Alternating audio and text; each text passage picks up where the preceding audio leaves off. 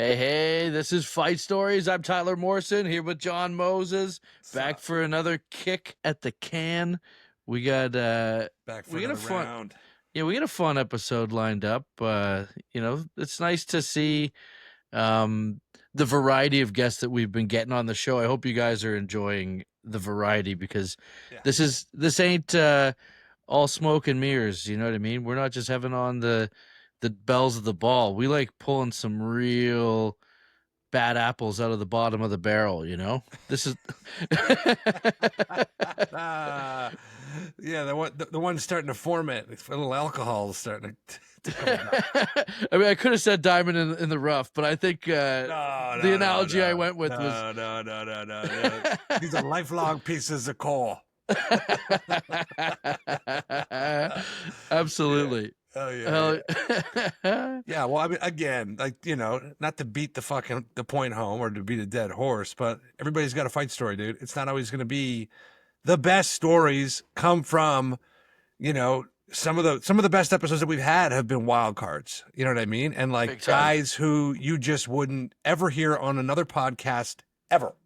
Dude, like there's a guy we've been trying to get him on. It's like one of my it's my cousin, it's his uncle on his mom's side. We're trying to get this guy, the Pink Panther. We're trying to get the Pink Panther on, and he's been like a bucket list guest.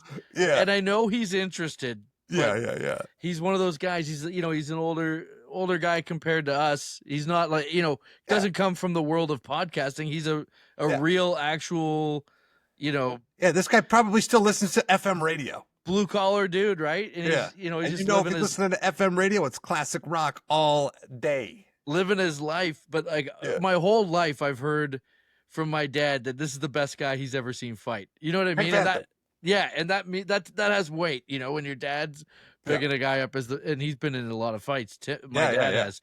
So when he's saying this is the guy, and then everywhere you go around town, if you're talking to anyone from their generation, this dude's name gets brought up. And do they refer to him as the Pink Panther? No, like some people, but he had the Pink Panther tattoo, right, on his forearm, I believe. Oh, and man. it was a fight starter. You know that's what I mean? I was just about to say, dude. That's a straight invitation. That's cranberry juice in The Departed. What are you getting, a cranberry juice? Exactly. It's just a recipe for disaster, and like I want to hear. I'd love to get him on when you come up in the summer. Let's try and do that. That's one we'll film, and we'll just make a day trip. Fighting the Pink Panther.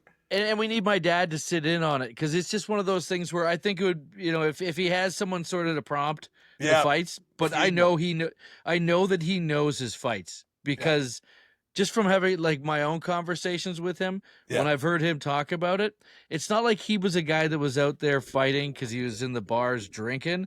Right. It was like anyone that he beat up, there's a serious message that he wanted to send because he has his own code of ethics, and you somehow crossed it. And so my dad and I were out for lunch today at Chuck's Roadhouse in Bracebridge, Ontario, which is shout out to Chuck's. You know what I mean?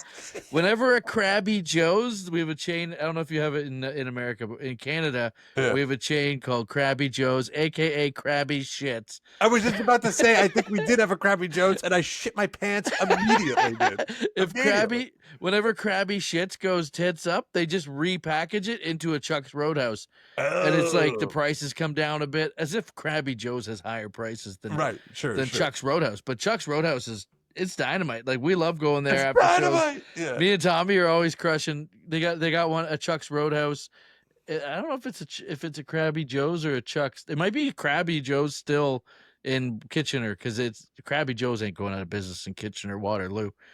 But in Bracebridge, we got everybody's shitting their pants all the time in Kitchener, Waterloo. Yeah, exactly. It's par for the course. They're not. So have you and Tommy ever been kicked out of? So Tyler's got another podcast, Made Offenders, with Tom O'Donnell, and Tom O'Donnell is a walking AA billboard. Like he should be. He's a menace, dude. He's a menace to sobriety. To sobriety. We have to have him on the show. Like he could carry probably 3 episodes just on his own. We tried to actually do one, but he was so fucking wasted. It was a live one in Muskoka, but he was so wasted we couldn't make it happen, right? Yeah. So we got to get Tommy, but yeah, we we're in what I was saying, just back to Chuck's Roadhouse or Krabby Joe's or whatever. Like they you have to shit your pants there because people are using the toilets to do coke. That's that's for cocaine only, baby. Yeah, in Kitchener. Yeah. I didn't know Kitchener was so cool. Oh yeah, Kitchener's pretty cool, buddy. How come you see me playing there 5 times a year? No. So anyway, I'm at Chuck's Roadhouse though today with my dad and a couple of his buddies wheel in, and these guys get talking and they're all shooting the shit. Sure enough, a Pink Panther fight story comes up, and we'll have to ask him about his version of this when he's on. But he's just talking about. It's like, oh, remember that time we're at the, I forget what the bar was called. It was, the Peach Pit. in the Milford Bay or whatever. They're at the bar, and these rich kids from the city come in their dad's Cadillac, and next thing you know, they're challenging the whole bar, and Pink Panther goes out there and beats the living breaks off these fucking guys. They kick in their fucking door on the fucking Cadillac. Why don't you go tell your dad about that? Like you're just anywhere you go if you're talking to guys from his generation. That's like a guy you're gonna hear a story about. I love a mule kick caving in a door. That's one of our favorite moves on the podcast. I've considered it many times just because I get juiced up hearing about it. On the pod. I'm gonna fucking mule kick someone today picking my kids up from school. Yeah, fucking a little too close, Karen. Yeah. It's like the bite story. It's like, oh man, I want to put that in my repertoire. I want to bite somebody's head like an apple. I found like back when I was getting into fights, I had a good little run where I was stringing a few good ones together, and every fight I was trying a new move. I was like, I'm getting a little bit more comfortable in this. I'm going to try a new move this time, So I never got to the bite. Never got to the old WWF moves, though, that don't work in the real world. Like, I'm going to give somebody a fucking leg drop. I pulled a pedigree off on... Pedigree, I think, is like the one move you can pull off. What's a pedigree? When the guy, like if someone tries to tackle you, you put their head between your legs and you just kind of hook their arms and drive their face into the ground. Oh, yeah. Like that's like a doable move. Yeah. But you got to be careful. The guy's strong. He stands up and you go over the top. Oh, yeah. Oh, yeah. You get the old suplex. Yeah. You don't want to get flipped around. Yeah. But that's if a guy's trying to fucking tackle you low or something. It's not the recommended move. It's just if he's drunk and you're drunk, you can probably get one off. Like, that was also pre jiu-jitsu takedown era. Yes, exactly. Yeah, it's just a pedigree on anybody now. Just remember doing that to my brother so many times. I had the technique. Right. It was like muscle memory. You're like, this is happening. Yeah, putting Dylan through the coffee table. Yeah. It's like when those guys were holding my arms and I was fighting some guy outside of the Peel Pub and they were holding my arms. I saw this guy coming in at me and I was like, oh man, they don't got my legs. Yeah, like you're now like in like the pinwheel of a fucking stage show. Yeah. Hilarious. Oh yeah, he slipped one. So speaking of Timmy, we got Father's Day right around the corner. Yes. Yeah. So we are encouraging our listeners, and as well as our previous guests, because we've had some guests share fight stories that they've seen their dad do. I just posted a clip of Uncle Hack talking about his dad being a menace to society, to the locals. But so listeners, if you guys have seen your dad whip somebody's ass or get his ass whipped and live to tell another day, hit us up. We want to string a few of these together for leading into Father's Day. We definitely got to get some dad fights going. I think that's going to be a real fun theme, and we'll pick them off all the way up. It doesn't have to be, just on the one episode. Like leading up, we'll grab as many as we can from you guys, and if they're just for social media. Somebody just sent me audio, mm-hmm. so I still got to listen, but But yeah, send audio. Obviously, you telling the story, FaceTime is best. With us, yeah. We want to react to it. We can either, you can either cut right in on the live show or just send us like a 3-minute clip or something, and we'll air the clip. But we want to get the Father's Day fights. It should be a yearly. It should be a yearly celebration of totally watching your dad be a fucking maniac. And it's it's funny because people just don't actually grow up. You know what I mean? Like, it's you see your dad get into a fight when you're in high school or something like that. You're just like, oh my god. Yeah. Or even now. Yeah. There's like an online video. I don't think we've watched it on here. We'll have to find it. There's a guy who goes to his kid's school to confront some bullies, and they're getting into it, and the dad is talking tough, I guess, to these guys, and one of the kids comes and pulls his pants down. It pantses the dad in front of everyone, and his dick's hanging out. And I don't know. He might have got beat up. Like, it's one of these. I can't remember it fully, but I know that this video. Someone was talking about it the other day to me. Oh my god, dude! Yeah. Maybe we should try and find it right now if I can. Oh my god, dude! You have to fucking move. I don't even know if leaving the state is good enough because it's online. But you're getting divorced. If you're not divorced already, your wife's leaving you, bro. Oh. Yeah, let's see if we can pull this bad boy. Oh, yeah. Let's see. I don't know. And, yo, dude, that is honestly maybe one of the saddest things I've ever heard. Oh, man. Yeah, if your dad, he's just standing there with his dink hanging out. Oh, but then to like, it's one thing if you pull your pants up and whoop some ass, but if you get beat up, oh man, yeah, getting beat up too in that situation sucks, dude. You go in now. You're the 45-year-old karate kid. You're going to learn karate at 45. Oh you just got your ass kicked by bullies. That's total. Yeah, you got to go on a revenge arc. Oh right? My god. Yeah. It's also, you can see how it could happen though. You don't want to engage into you have to take some sort of high road if you're a dad.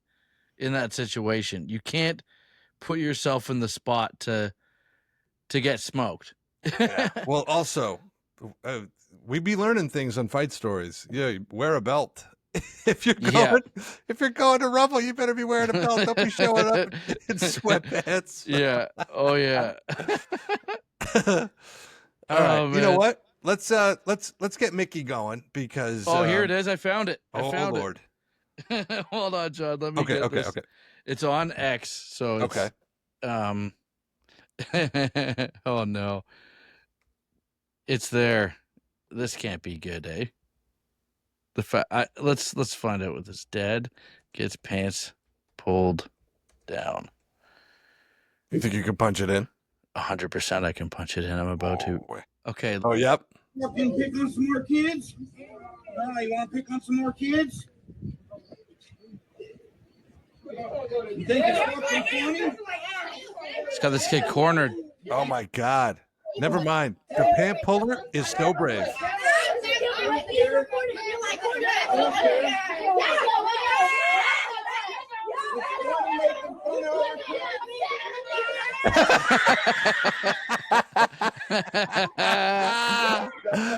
Immediately. Let's watch that again. That kid is so brave, dude. Yeah, because he didn't get beat up in this one. So. Yeah. But that kid's got to move school. And those are some little kids, man. Those kids would have got whooped by that old man.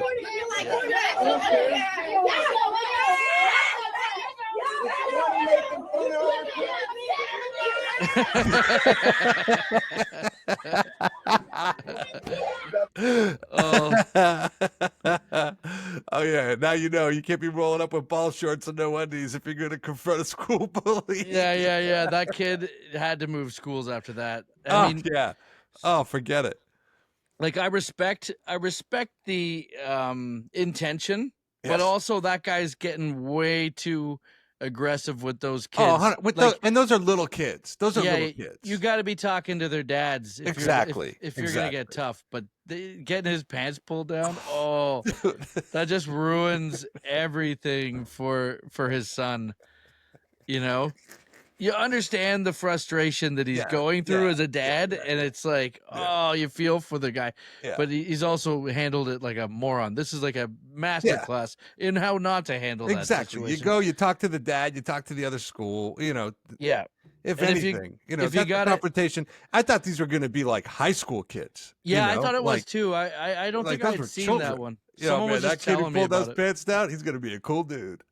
Oh yeah, that was like the kid in our class. Joey Shepherdson was his name in grade 7 and 8. Joey Shepherdson was a wild card. I don't know if he's still alive. I don't know if he's in jail or if he's living a successful life. Joey, I hope you're doing all right. But I remember one time Mrs. Flaherty was our supply teacher, and she's a sweet old lady. And we just like, I was in trouble if I fucked around because her sons were buddies with my dad. So like, this is like family friend is the supply teacher, right? But the class is just going wild, and we had a lot of bad kids in the class, and she's lost total control of the class. I'm the only one just sitting there, so good. Yeah. Joey Shepherdson sneaks up behind her and cuts her hair with scissors. Yeah. So like that's like the type of kid, the kid that pulled the pants down. Oh yeah, the Joey Shepherdson type. Oh man, that teacher should have whipped Joey Shepherdson's ass. No, I don't think there was a teacher in the school that could whip Joey Shepherdson's ass. He was just a 12-year-old menace. Oh, buddy, he was tough, man. He was a big kid, native kid. He fucking smoked me. Oh, Joey Shepherdson. I was small. I went up against him, and because he was just being an asshole, and I fucking threw a couple. I got a couple in, and then he fucking started hammering away, and I tripped over the bench in the change room, and then people broke it up, so I didn't like get much damage or anything. But like, if he had been able to just go, I would have been fucked. But you guys stand up and take the beating. Yeah, Timmy, right? But I love that guy. He was so funny. Yeah. We was just, he just fucked with everyone. So eventually you got to fight him. Yeah. Just so you keep him at bay. Yeah. We're all friends, but eventually you're going to have to fight him. Yeah. Oh man. So, he won't be coming on the dad fight stories. Oh yeah. Joey Shepherdson's dad was probably a real problem. Yeah. Joey's been branded. All right, so let's get Mickey going because he is old and it is late. So let me give him the link. Mick Diflo is, well, he'll tell you, but he's, I don't know, maybe 70. And I used to do another podcast, and that podcast was called Mildest Dreams, and he came on that and it was like a sobriety. It was a sobriety podcast, and in AA, they're like, "You'll live a life beyond your wildest dreams." Like they sell you a bill of goods when you're getting sober, right? And then you're sober a while, and you're like, "It's all right," Yeah. So he came on, and he was telling us some wild stories about growing up in Philadelphia, and he was a boxer and a fucking raging drug addict, and those two worlds don't clash too good. I have a feeling this might be a wild episode. So just for a little like pretext, like I didn't know he was a boxer. So this is just, a comic to me who's an older guy. And I'm going, who is this guy? He's funny as hell. Yeah. I'd never seen him before. And then, and he's got really good dark jokes but he's just like a sweet dude.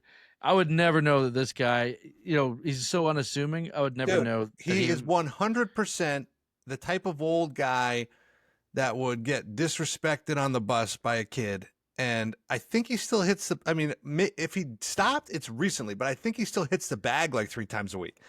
Buddy, he's going to go Gran Torino before he fucking dies, He would body somebody. Man, yeah. I just sent them the link, so it's going to take 45 minutes for him to fucking figure it out. Okay. That's how old he is. Yeah, I'm excited. I'm excited. Yeah, we got to know where to go. He's got more fucking memory loss than BJ Penn right now. Yeah. I shouldn't joke about that, actually. BJ Penn is not doing so hot, I don't think. Like, we love BJ Penn. That guy BJ Penn is looking... What's happening with BJ right now? I don't know, but he got arrested. Did he? I I haven't been following that closely. I just saw, some memes. By the way, I don't do any research. I don't do any digging. I never read the article. I am a headline peruser. Yeah, And I yeah. saw BJ Penn gets like carted away in handcuffs. His family called the police, and he was like looking. He was just going. The picture is him going down the stairs, but he's looking up at somebody, like whoever called, like motherfucker, Oh, dude. Yeah. Yeah, it's sad because he gave us everything that he had in his fights. Like that's like a true warrior, and I already regret making a joke about it because you think about like these guys and what they put into it, and how he helped elevate MMA and helped elevate the UFC as like one of the early kings of the sport. Yeah. Like that's a guy who, man, he could take a punch. He was not afraid to eat him. That was the problem. That's another thing about these guys. Hold on one sec. But that's another thing about these guys. It's like that separates some of these. I was listening to another podcast and somebody else said it. He goes, you have to, it's not just their skill level. It's not just their incredible reflexes. It's their ability to not get injured. And in this case, like if you look at LeBron's longevity, it's his ability to not get injured. And in this case, it's like their ability to take punches. How many guys have we had on these podcasts who have been getting punched in the head for 40 years and they're still pretty with it? Yeah. And then you get some guy who's been taking punches for 20 years and, he's got mush head. Yeah, the Iron Man factor in sports needs to be respected. I mean, the Cal Ripken Juniors, the Chris Chelioses, the Ovechkins, like those dudes. Gordie Howe. I mean, Gordie Howe. There could be a whole episode about him on this podcast, just like how grit that guy was. Oh my God, yeah. I mean, he got a lot of like clout as a fighter, but he was more just knew how to protect himself. Yeah, that's why he had longevity, because you came near him, you're getting an elbow, you're getting a stick. A spear, right? And he could handle himself with his fist. He wasn't the guy that used to. Was it Gordie Howe? He put like his stick up his sleeve and like he'd jab guys like through his elbow or something. Oh, I don't know. I'm not sure was doing that. What he did, but like I know the Gordie Howe elbow is famous, and Mark Messier certainly took a page out of his book. Oh yeah. I mean, you want to watch some dirty hits. Watch some Mark Messier highlights. That guy would fucking kill a man on the ice. He's another one. Like he's a guy like he just gets nasty. If you've seen that guy in like IRL in real life, I'm sure his fucking neck is a tree stump, and he's his shoulders are 3 times as wide as mine. He might be leaner now, but like right, yeah. But I bet you look at the fucking guy and he's like, dude, Mess was no nonsense. Yeah, like he might be leaner now, but I bet you he's shredded, and you can see the muscle fibers under his skin.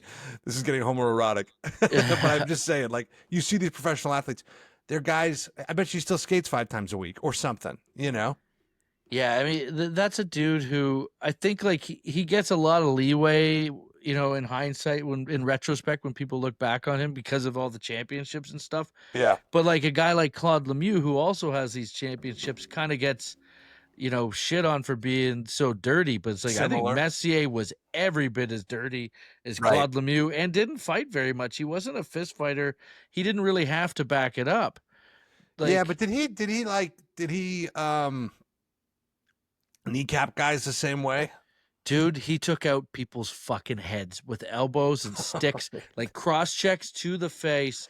I feel like we should watch one while we're waiting. I want you to see this. Let's watch a couple Messier clips while we're waiting for Mick Diflo, because this is, dude, I don't think people remember the same way.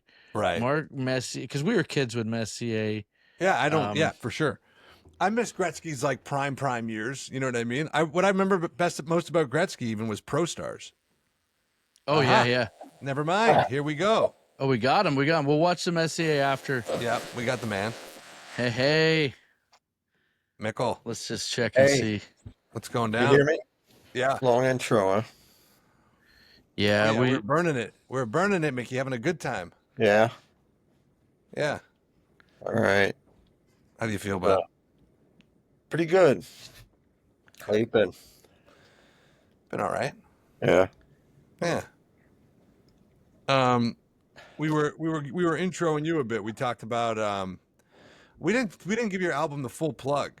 It's Mick Diflo, Don't Be So Positive. You can get it at on Apple and Spotify and all that stuff right now. But I was telling Tyler, so you did do my podcast previously. We did a sobriety podcast, and we talked a little bit about you boxing and getting your eye popped out of your head. Well, it wasn't exactly popped out of my head. It was just double vision, and I would see like your head and a head over top of it. Right. And they had to do an operation. But you were walking around like that for how long? Well, until I got it fixed, it was a couple of years. I had to get a. So you were walking around with double vision for a couple of years. I got glasses to correct it. Yeah. And then they finally fixed it, and they put me in a room and they put me asleep, and then when I woke up, they had put a thing in my eye, and the doctor was standing in front of my bed with a light, and he said, and there was 2 lights. He still hadn't done anything, and he said, "Tell me when these come together." He started moving the one eye muscle, and the whole room side of the lights came together, and I said, "Right there," and so he tied it off. Wow. So I had my vision was good then, but I mean, this is before I got clean. I said, "Man, I'm never gonna." I knew, drinking and all had something to do with it, because every time I drank, the next day my eyes would get a little worse. So wait. Was this after the surgery or before the surgery? Well, it was before and after. Before and after. But after I swore I'm not going to do it anymore, and then I go, you know how it is. You go, I'll have a couple of beers, and I would go out, and then before I knew it, I was smoking angel dust and all kinds of shit. And slowly but surely, my eyes got even worse than they were the first time. Yeah. The next operation I got, I was clean. I was clean. I got clean in '84, and so the next couple of years, I didn't until I had about 6 years clean. I was totally sure I was okay. I went back, and he operated again, and he said, "We can't do this anymore. There's no more muscle left. So whatever you're doing, you should stop." Right. And so during that time when you're seeing double vision, was there ever a time you took a chick back to the apartment and you saw 4 titties? I banged 2 chicks last night. Now you tell. So Tyler was hit completely by surprise when I gave him your backstory. Oh, not that I gave him all of it, but I didn't know that you were a boxer. I didn't know about that. And then John sends me the highlights, and I'm watching. I'm like, wow, like, buddy, you, you could fight, man. It was a very impressive highlight reel. Oh, good. Thanks. Yeah. You know what? In fact, why don't you guys watch some of it right now? You can do that? Yeah. We'll just cut to that. Yeah, we can just pop it in. We'll pop it in. I'm sort of a tech tard. Yeah, well, you're we're giving you the age card. So all right, so so that was it's better than the tard card. Better than the tard, baby. Yeah. You weren't born that way. You were punch drunk. So what happened? So just briefly, I know that you were a Philly guy. Yeah. I know from editing your album, spending many, many hours editing your album, that your dad was a boxer. Yeah.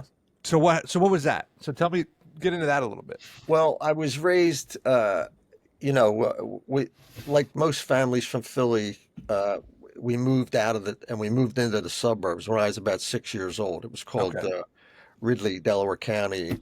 It's actually famous for kind of like idiocy. That's the chick did you read about the chick that shit on the girl's hood? Yes. Yeah. Well, she was right in the center of Delaware County. Off to that many times. My buddy and I, Mike Picciotti, who really went on he fought on national TV twice. He was ranked 10th in the world. Wow. So that was another heartbreaker. We had a trainer in Delaware County, and he mowed he mowed a ring into his yard, and there was like that many square feet, and the rest was like weeds he would let grow. He would let the weeds grow, and that was like the ring? That's like the Kevin Costner Field of Dreams. Yo, dude. Yeah. That's so badass. we would fight, and then there was a VFW we would spar at too. But we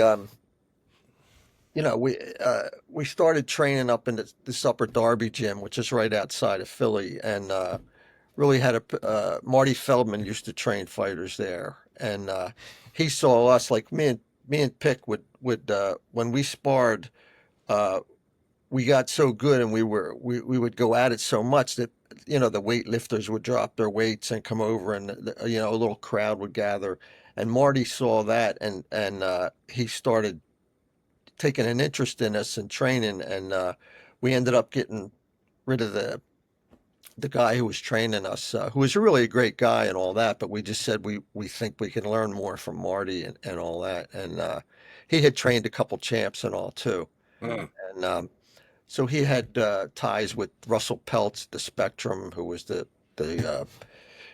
promoter there and stuff. Yeah. And, did you fight at the Spectrum? Yeah, twice I had. Wow. That's huge. But the second one was a total disaster. I had my about my sixth, seventh, eighth amateur fight there, or not an amateur fight, but when I had first started boxing, and the first time I was at the Spectrum, I knocked a guy out, and it was we were gathering all this, but slowly but surely, addiction caught up with me. I didn't know much about it. I didn't know anything about it really. And, I remember, years later when like the last fight I had, was at the Spectrum, and I had already had the double vision, and I didn't tell anybody because I was going to make $400, and I thought, $400. Oh my God! You're gonna get your eye knocked out for $400. Oh, that's Well, I was so it was still at the point where even when I was driving, I saw I had to remember the cars on the bottom are the real ones. You know what I mean? Like that's how bad it was. And anyway, so Pick and I were both fighting at the Spectrum once in a while, and the last fight I had, I thought, look, I gotta. I'm having a double vision, but I got to take this fight. And the guy I fought was a guy Pick had beat, a couple years before, and I thought, but he wasn't that good, and I didn't train, and I minimum training, Yeah. And meanwhile, I didn't know it till after the fight, but he was getting trained by Slim Jim Robinson, who was one of the great trainers out of the Philly area. I was just about to say a lot of shit can happen in a couple years. It was almost like, remember the when Tyson fought Buster Douglas? Yeah. Tyson took it easy, and Buster Douglas trained his fucking ass off, and he got his ass kicked. And I was thinking of the beginning of the fighter when he goes, he just got off the couch, and he's like, he did not just get off the couch. Look at him. Yeah. But anyway, and this was a total disaster. I mean, everybody I knew was there. There were 12,000 people at the fight, because it was, I forget who was the, Matthew Franklin was the what do you call it? Main event. Yeah, he was the main event, and he fought a guy, Yaki Lopez, who was a big deal from California. They're both, Matt Franklin eventually become champ, it was a big deal. And everybody I knew was there, and I went up and just really got beat bad, I mean, just took a lot of shots and shit like that. And I remember I said to my father afterward, I said, I got to tell you, I was seeing two of them. And he goes, well, you were fighting the wrong one. Everybody's a fucking comedian, right? But I felt bad for him too, because he really, and the guy had a lousy record. I mean, it was just. Yeah. And a guy, had you have been training and on that straight trajectory and been doing the right things for 2 years, you probably would have handled. Yeah, I would have played with him if I'd trained. You're sitting there like, this guy's a tomato can. Yeah. All right, so you said that's a real tragedy. You're talking about your buddy, so I'm guessing what happened with him. Pacchiotti, what was his name? Mike Picciotti. Picciotti. Yeah. He well, here's something that was positive out of it, like, so I couldn't fight anymore. I actually kept training, and I was going to get another fight, and then finally, people were like, "Look, what do you want to go blind?" Right. And so I stopped, and I ended up, just getting a job and shit, but it was hard for the dream to die, Buddy. Who you kidding? So you started beating up blind guys, right? Yeah, I went to the eye hospital and just started picking fights. Yeah. But Pick, my buddy who we were close to, we stayed in touch for years. I moved up here. I ended up getting in a comedy group, and then I came up here, and they didn't show up one night. A comedy group. This guy went from fighting the spectrum to improv. I thought, well, at least nobody's trying to hit me. Yeah. The show's decent. But anyway, I would call him, the last few years, and he stopped calling back. And I said, we talk to each other once a month or something. And I called his daughter, and I said, hey, what's with Mike? He's not calling me back. She goes, he forgets how to use the phone. Oh. And I thought, wow, he's pretty far gone. He died with dementia a couple years after that. And how long ago was that? That was about year and a half, 2 years maybe. But he was only right. But how long? I'm sorry. How long ago was that period? Like, how old was he? He was like 60, 64, 65. Okay. All right. Yeah. Young, Yeah. But I'm sure it was from, he had that dementia the football players and all get when you get hit in the head. CTE. Yeah. Oh, yeah. Oh, I'll have it just from fucking getting smacked out in bar fights. You get it from Miller Lights? Yeah, well, I got it from Molson Canadian. Every punch was courtesy. Yeah, exactly. I remember once, he was an addict too, and we fought in Bermuda twice, right? We went down with the American team had, people down there they were connected with and all that. We went down. First one I won, I stopped a guy, a little guy from the island. I was 135. That was my weight, lightweight. But and Pick became a junior middle. He moved it up to like 154. But we're down there, and we usually planned on going out drinking after the fight was over. Yeah. But this time we went down. We're there for 5 days. The fight wasn't on until the fourth night, so we had to go 3 nights. Fuck the whole trip up. Yeah. Boxing was going to save me from, the addiction, because I thought, well, I'm not stupid. If I'm training. Yeah, I'm training.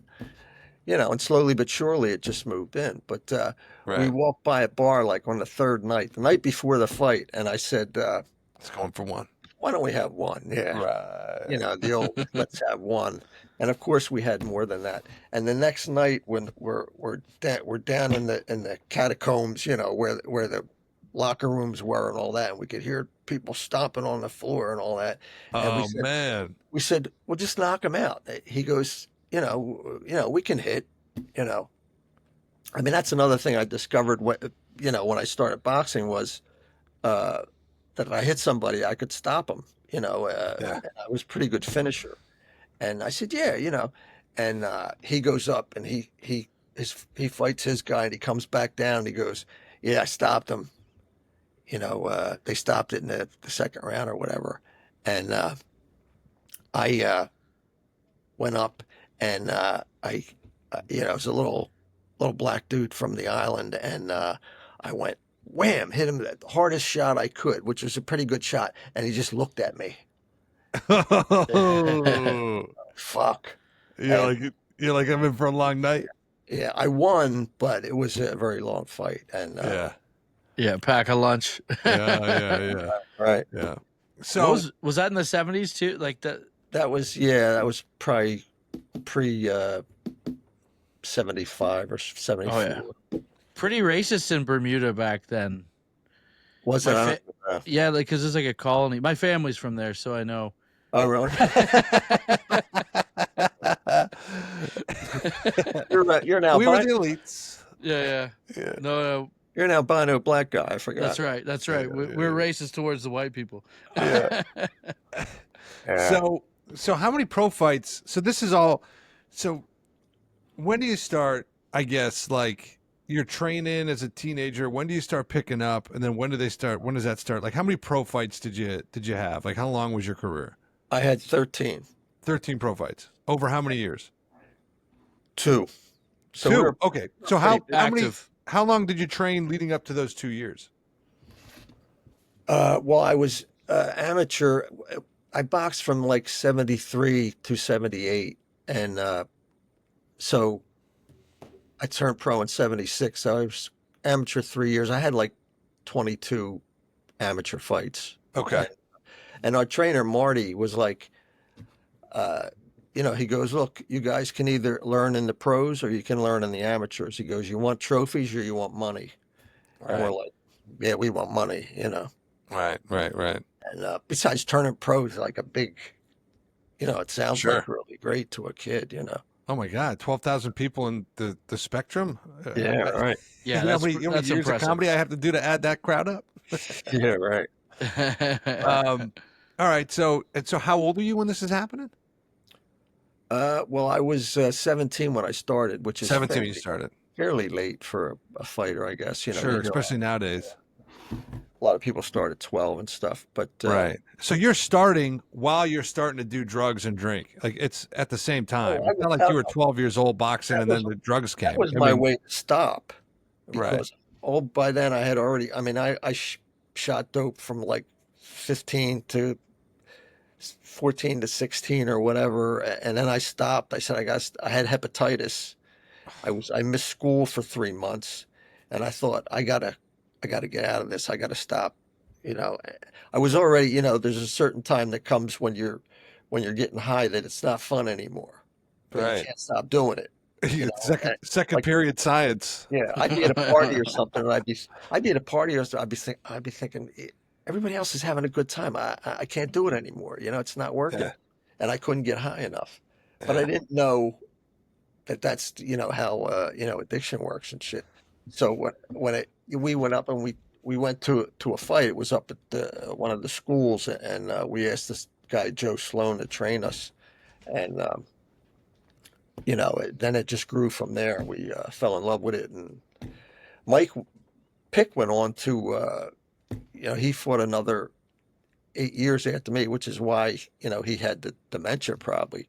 Right. But he fought on national TV twice, and I had to sit there in the bar and watch that and think, God damn, I really fucked up, Right. It's like us watching Shane Gillis on Saturday Night Live. Yeah. We fucking knew that guy. Yeah, God damn it, man. Right. Yeah. So, and your dad was a boxer, right? Yeah, my dad was. I tell you, he was a guy. He had the perfect build for a fighter. He was, his arms were. He was like an ape, and he had huge hands. I mean, I have fairly big hands, and his hands would be like an inch over mine, And all I heard from my uncles and stuff was, "Man, your father he could knock anybody out." They used to go in bars back in the 30s and stuff. And they'd walk up to the biggest guy in the bar and they go, "Yeah, we put our money together. We bet you, we bet this guy could knock you out." It's kind of like I remember there was a movie called Hard Times with Charles Bronson, and it reminded me of that. So I always leaned toward. And then I discovered when I started boxing that I had a good right hand too. That I could do that, and. So were you fighting in bars? Were you doing the same thing, going up to guys at the bars and being like, "Yeah"? No, I really wasn't. I mean, I would get in a fight once in a while. I remember my brother was in a fight one time. He's arguing with this guy, and I walked up between him and I go, "Wait a minute!" And I said to the guy, listen, yeah, and I went wham and knocked him out, and Yeah. just for the fun of it, really. Yeah. But I have a couple nightmare stories too. I remember me and Greg, this guy I hung around with. He had one arm was shorter than the other, and it was stuck like Yeah. you know, Not the perfect build for boxing. Sawed off Greg. Well, I mean, we used to get high together and all. We're going down the shore. Yeah. And of course you're getting high with the one arm guy. Of course. Yeah, he OD'd about 20 years ago. But anyway, we're these three guys pick us up. One guy, he's like 6'7". The other guy is driving, sort of a normal guy, and the guy sitting in the back with us, you know, pretty tough, you know, heavier set, you know, but maybe 5'9", 10 or whatever. But so Greg says to me, I wish we had bought some Downs or something. And I pulled out a little bag, this is how long ago it was, Quaaludes in it. And I don't even, do you guys remember that? Quaaludes? I know what Quaaludes are, but I've only heard. like it was I've never done them. type of a barbiturate. But anyway. Sure. The GHB, that knocked you off your feet. You couldn't get up. Belushi and those guys love the lewds. Yeah. So Greg takes my head and kisses me on the side of the head. So the guy thinks we're gay, you know, the guy in the back, and he goes, we're going to stop and get some beers. So he pulls out into this, you know, backwoods fucking bar, and he goes in and he gets beers, and he goes, you want a few beers? We're going to go drink them. And he pulls into this like open spot in the woods. It was like the fucking Pine Barrens in Jersey or something. And I'm getting out of the car, and he punches me, and like my 4 front teeth are knocked out. Oh shit! And I say, really smart. I go, you just knocked my teeth out, and he goes, I'm going to kill you. And so he didn't hit me from then on, but the other 2 guys were standing there, the 6'7" guy and the other, and Greg is kind of, you know, he's not really a fighter. He's got one arm and stuff. And we were just, so Greg the whole time after that, you know, I'm dancing around, and he, like I said, he didn't hit me after that, but he said, and I knew I couldn't do anything, you know, to a guy I could probably fuck up normally. But because the other 3 guys. Yeah, and Greg was saying, hey, you know, he's got a hot girlfriend and all this stuff. What are you doing? We're not gay, you know. We're not. He's vouching. Yeah. And finally, I think he was convinced, and they threw our bags out of the car and took off. And I've you know, I've had of course, the resentment I have for that is huge. You know, of course. I think I did what the smartest thing to do was just block him and you know. Yeah. But yeah, because he had other guys with him that could have jumped you, right? They were just standing there ready to jump in, you know. Yeah, that's tough. But, it's frustrating, and you lost your fucking teeth out. That is a living nightmare. Yeah. Well, if you were gay, you'd be able to suck dick so much better after that. So like that's kind of counterintuitive by him. That's the fucking God. I used to do a Bobby Clark impersonation. Do you guys? We know Bobby Clark. Oh yeah. Yeah. Classic. But, so you guys are fucking around. You know, you're out with Greg. You start getting high. When is it? You've been getting high, I guess, the whole time, or it's like starting to creep back in. So when do you start losing your footing? You know what I mean? Like, when does your fucking eye get popped? Was that from the drugs, or was that from you getting fucking beat in a fight that you probably should have run? I think it was a combination of the two. Right. I remember I called my trainer. I called Marty up, who died a couple of years ago. But I called him up, and after I got clean, and I said, listen, I didn't. I might explain a few things. I said, but I was getting high a lot of the time, you know. And he said, why do you think? He said there were nights you came up to the gym and I wouldn't let you spar. And I remember that I would come up, I go, I came all the way up here. Come on, I want a box, and he'd go, no, you got to take off tonight. And he's looking out for you. I wish he had told me. Right. It might have helped me if he'd said, no, right. I think you're fucked up. But right. Nobody knew anything back then, really. Right. Yeah. Hell yeah. Yeah. You just look sleepy. Yeah. And so, what were you taking when you were doing all that shit? Anything? Well, mostly, I really, it was always drinking, but I really had a love affair with PCP, with Angel Dust. Shit. Yeah. And if you had told me, like when I first started drinking, years before, I thought, I would see somebody all fucked up and I'd think, man, I never want to get like that. Yeah.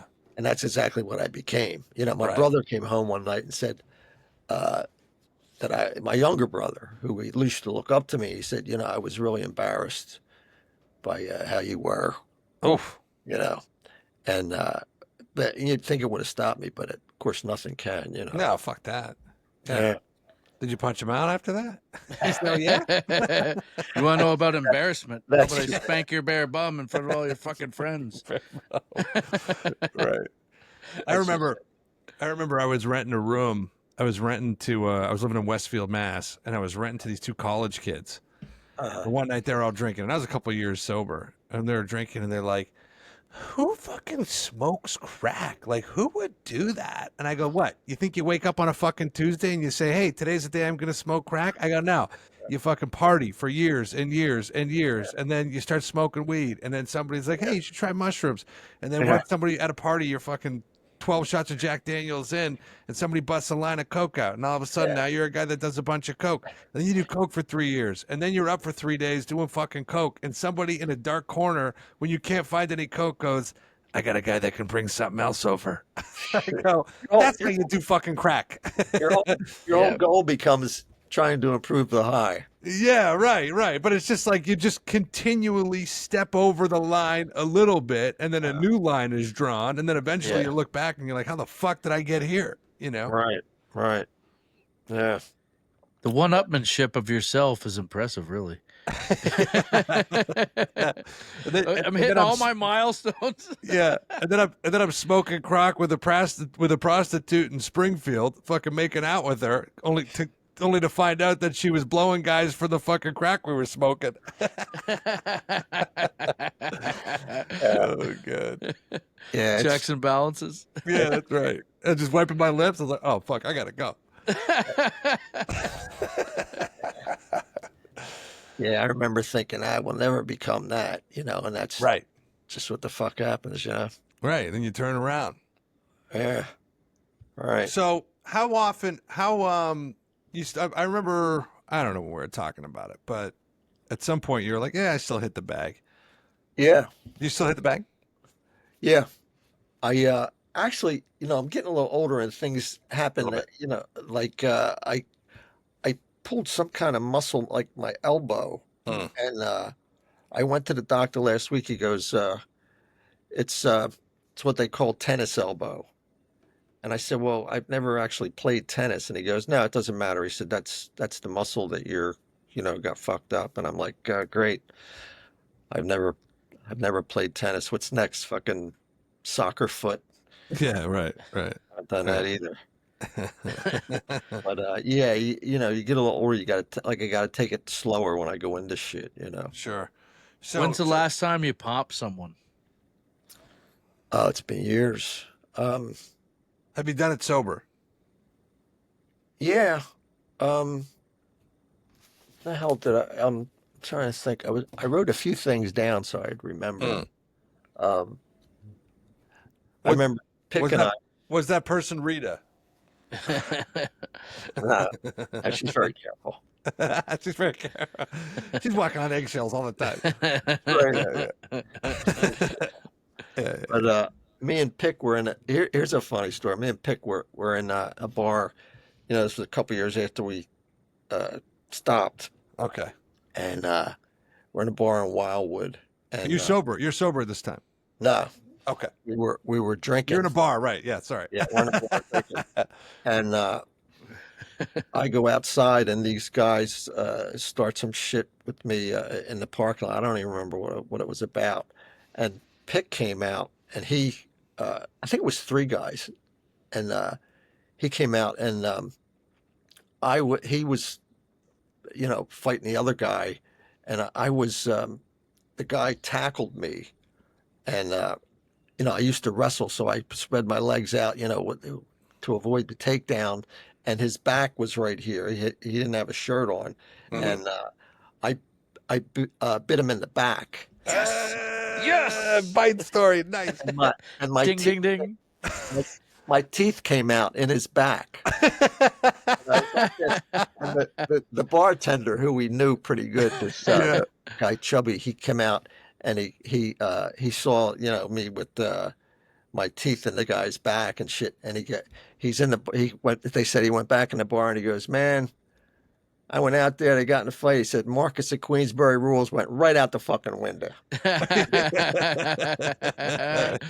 He's describing the teeth in the back thing. Though. Yeah. Oh, that's great. Shout out to you Chubby. you come up from fucking fighting the guy. You guess what? You were drunk. You forgot you had false teeth. You come up and you're fucking. Sometimes they come out. You don't know. But I grabbed him. I put him back in. So that's all he sees. That's hilarious. He's expecting a professional. Yeah, right. Yeah, exactly. You're biting him like a fucking animal. Right. Was the guy screaming when you bit him? Like, obviously, people get rattled when you throw a bite into the mix. I don't know. I don't remember. But but I didn't. Because if you get in a fight in the street, something's going to go. You're going to get some injuries usually. Sure. Even if it's your hands or whatever. Yeah. I remember a guy called me. I was going out with this his girlfriend years ago, and I forget. This was I don't know whether it was when I was boxing or what, but he called me up. The guy called me up. He goes, "Can we meet somewhere? I wanted to talk to you." I said, "Sure," and I met him. She told me they were broken up. Yeah, but they weren't supposedly, and I go up, he's back at his school. The school was closed and all. And I walked up and I said, so what's up? And he suckers me right in the face. Oh. And I said, Timbo, get a hold of yourself. You know what I mean? Like, yeah. He's probably thinking this guy should have gone down, Right. Or he's probably thinking but also to calmly say, hey, man. And call him Timbo. Yeah. But he was probably expecting a KO. Yeah. But oh yeah. It's funny how it all comes back around, right? You sucking that guy at the bar and you got a sucker shot. Right. But did you find because you were trained or whatever in that situation that you let him slide just because you knew you'd fuck him up real bad? Well, I knew what it's like if you're. I mean, he was madly in love with her and all that. So I knew, and she had said they were broken up, and then she told me, "Well, I thought we were," So one of those crazy ass couples, But how hard did you hit her? I let her go. So me and Ty were talking about it before you came on. And I know you and I were talking a couple weeks ago. You're like, oh, man, what can I do for content? And I think we've got that figured out for you. So we're going to send you in bad neighborhoods and wait for young kids to cause a problem with you. And then you just go out on a knockout campaign, knocking out young punks. And we're going to get, 10, 20 of these things filmed. and then just release a series. You could be America's hero. It's the reverse knockout game. Yeah. It can be like that. What would you do? And it's always knock them out. Yeah. Here's another question. You're, what are you, 70 now? I'll be 70 in October. Okay. So you're 69. You're what, 140 pounds? Yeah. Do you ever have guys testing on you because you're an old guy? Like young guys fucking disrespecting you? Not us, though. Last time I can remember anything happening was I was getting off the train and a guy, a young kid stood in front of me like he was going to block my way, and then he just moved like he was fucking around or something. Okay. Yeah. And the door was closed. I didn't feel like following up with it.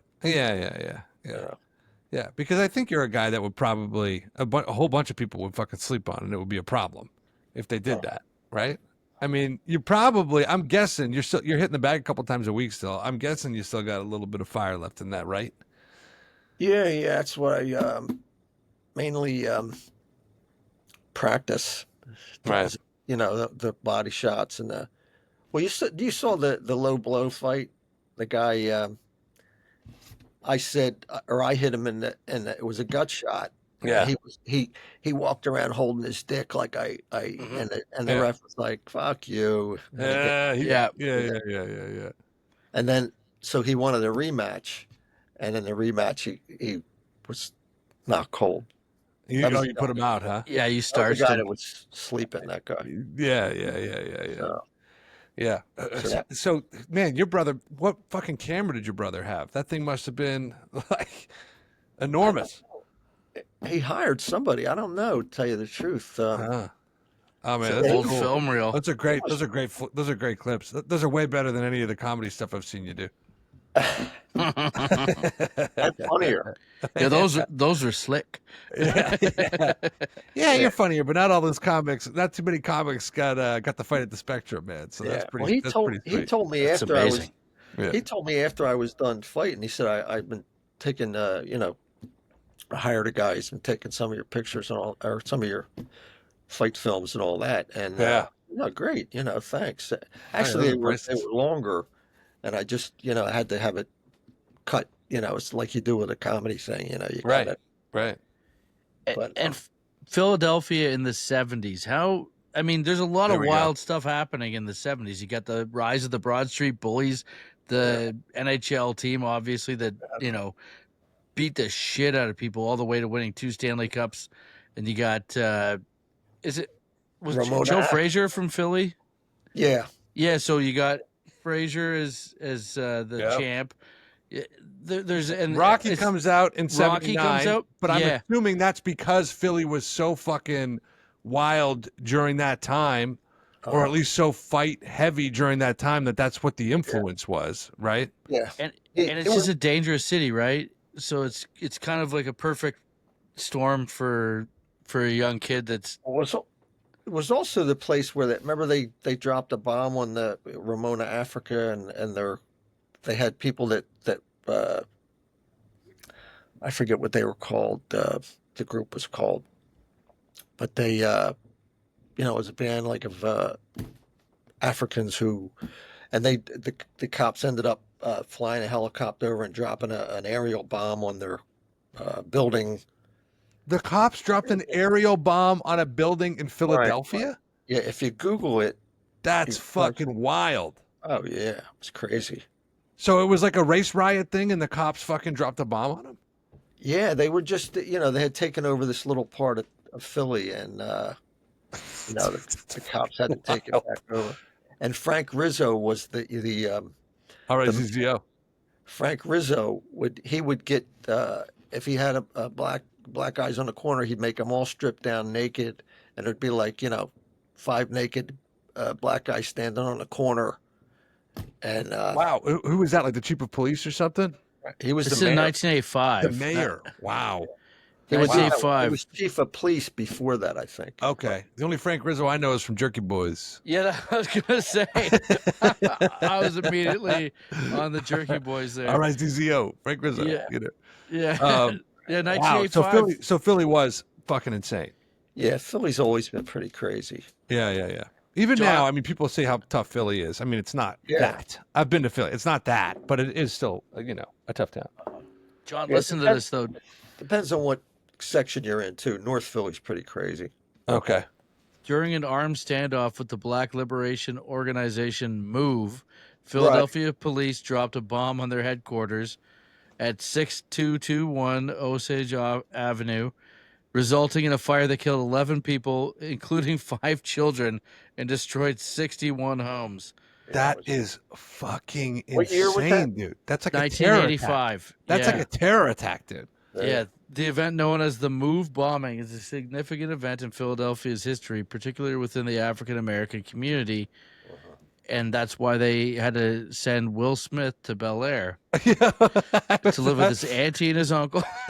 Dude, of all the black comics that I know in Philadelphia, I'm just learning about this now. Come on. Oh, really? It's pretty crazy. Yeah. That's nuts. That was usually, and it went on for months. Like They were like a Black Panther type thing, like a Back to Nature movement. Yeah. They started there, and then they became a militant group, right? So, yeah, pretty crazy. interesting. Damn. Interesting. Damn. All right. Well, listen, we even got to do a little history on this podcast. That's the first. We've never had any historical information. Well, I hope you guys learned something. Yes. Yeah. Yes. Okay. Thank you. Thank you, Mr. Diflo.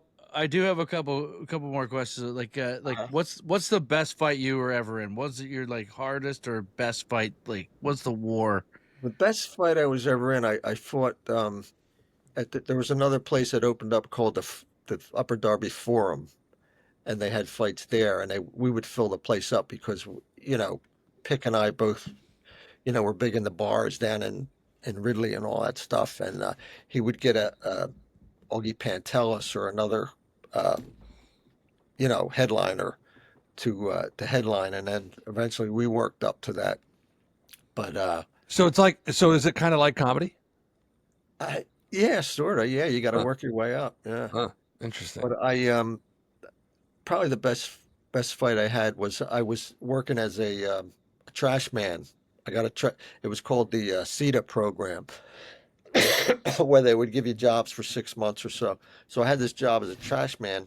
I would run in the morning. I'd go empty trash. I was really in shape, and I had this, and I had these all of my trash men buddies came to the forum too, and I fought a guy, Spanish guy, I forget his name, but I really, you know, was barely touched. Mick Diflo.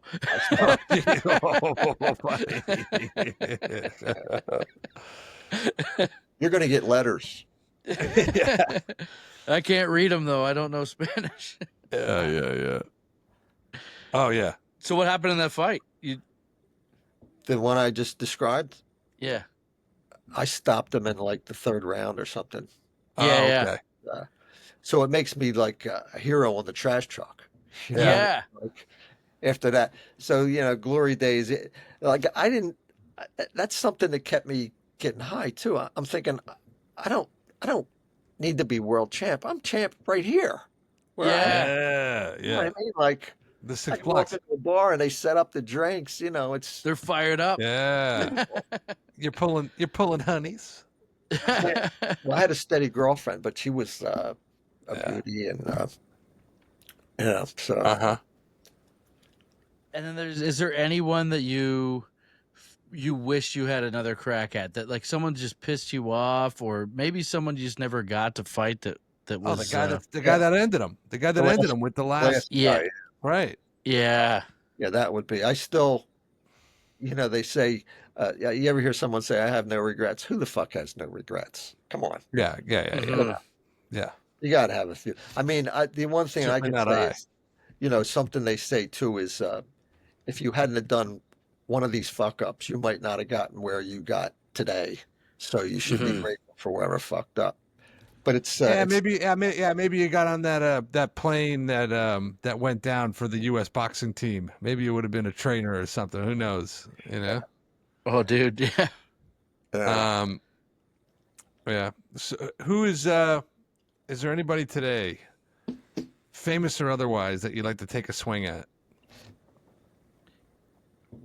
Well, I mean, of course, it wouldn't be much of a fight, but Mayweather is kind of a dick.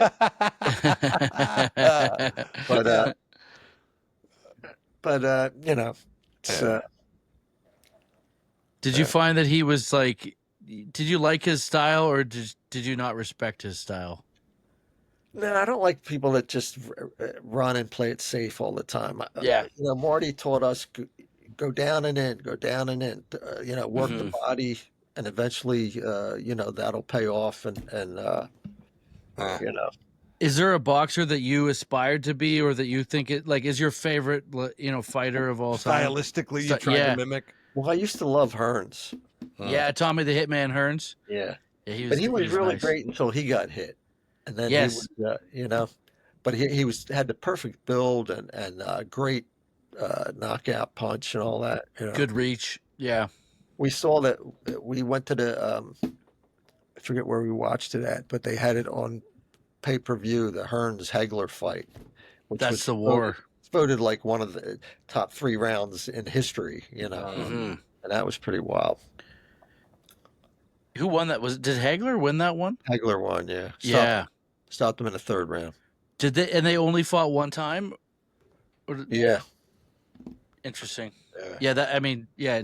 If you just for our listeners, if you've never watched Tommy the Hitman Hearns fight, check out some of his highlights on YouTube. Amazing fighter, and obviously, and also Marvin Hagler. Exciting. Oh, marvelous. Mostly knockouts. Yeah. All right. Well, right on. All that's behind you. You do comedy now, so yeah. Let's plug that. We're gassing him up, though. He's gonna go out and fuck someone up. We're just gonna get it good tonight. The curse of fight stories. All right, so check out Mick's album. Listen, we really like the album. We love it. In fact, we produced it, and so that's great. Don't be so positive. It's on Spotify. You can purchase it on Apple.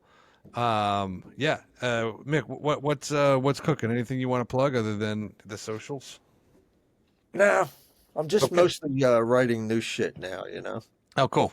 I tell you, I was reading an article the other day. Jesselnick was talking, and he said he got done his album, and he said, I don't know if I have another one in me. And I'm thinking, boy, I could relate to that shit.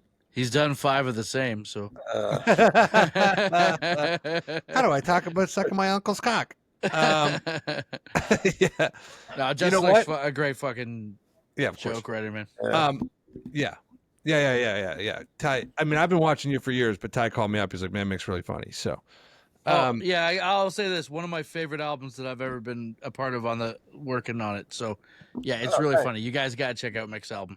Yeah. Thanks. Yeah, there you go. I got to start hammering Sirius. Give him a phone call. Yeah. We're probably going to cut that part out. We'll twist their little tits. They they should be playing that. Yeah. Yeah. Yeah. Well, I remember I heard John saying all the money he made last year, and I'm thinking, I got to get in on this shit. I'm way funnier than this guy. Yeah, but I got 40 years to catch you. I didn't say that. Never said that. Yeah. All right, great, man. All right, well, listen, thanks for coming on, dude. Yeah, thank you very much.